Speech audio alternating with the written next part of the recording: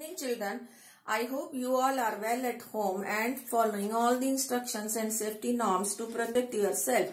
Today we are here taking up the second chapter of unit reproduction, that is reproduction in flowering plant. You know the vegetative part of the plants are root, stem and leaf, but flower is the reproductive part of the plant. So, we are to here discuss the various parts of the flower which you have already studied in class 10th. But here we are taking up them in short. The outer and green whorl of the flower is called as calyx and each part of the calyx is called as sepal. The colored part of the flower is called as corolla and each part of the corolla is called as petal. Then it comes the male reproductive part of the flower which is called as stamen. And female reproductive part of the flower is called as gynoecium. Each part of the gynoecium is called as pistil. But here we are to mainly focus on male reproductive part, that is Androcium. Each part is stamen. And female reproductive part gynoecium. Each part is pistil. Now we are here starting with the male reproductive part first.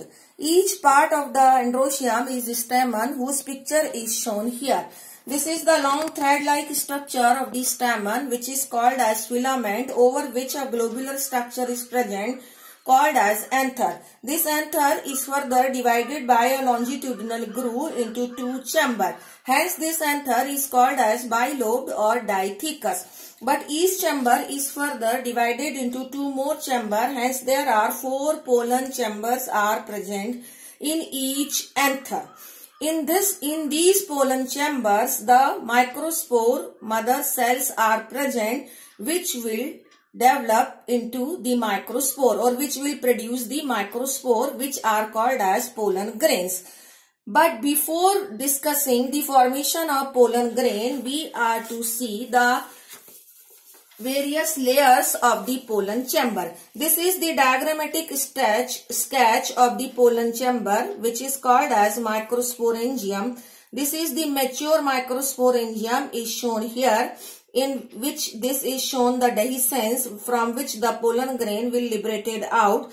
This is the diagrammatic sketch, it is the cellular sketch, and it is the only one part of this microsporangium, in which they have shown that this microsporangium is further protected by 4 layers. Outer 3 layers is epidermis, endothecium and middle layer. These are protective layer. Innermost layer is tapetum, which provides nourishment to the developing microspore. These microspores are developed from microspore mother cell, because in early stage there were the mass of cells which is sporogenous tissue. Each cell of the sporogenous tissue will act as microspore mother cell, which will undergo meiosis to form, this process is called as microsporogenesis, by which the formation of microspore will take place. These microspores are formed in the form of tetrad, which is shown here. These 3 pictures are the real pictures of the pollen grain, and this is the tetrad, in which there are 4 pollen grains are present. After that, these pollen grains will get separated. Now we are to take the structure of the pollen grain, which is covered by 2 layers. The outermost layer is exine, which is made up of a very hard substance called sporopollenin, which is resistant to enzymes and even acids also.